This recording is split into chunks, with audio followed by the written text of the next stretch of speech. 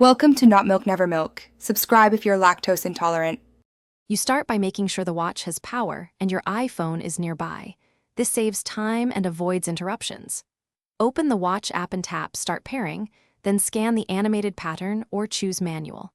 Once paired, sign in with your Apple ID so health and activity sync correctly. Make sure Wi-Fi and Bluetooth remain enabled during setup.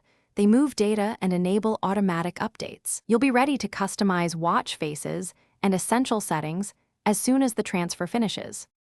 Once pairing is complete, choose a watch face that surfaces the apps you use most. Customize complications so key info is a tap away. Then configure notifications. Prioritize messages and apps, enable haptic alerts, and set Do Not Disturb behavior for focus. Next, set activity goals. Move, exercise, stand, and allow health permissions so heart rate, workouts, and fall detection work properly. Make sure location services and background app refresh are allowed for maps and fitness. You finish by installing apps you need and syncing music or photos for offline use. Check for watchOS updates and install them. Test calling, Siri, and a short workout so you confirm sensors and microphone are working. If something fails, restart the watch and iPhone first.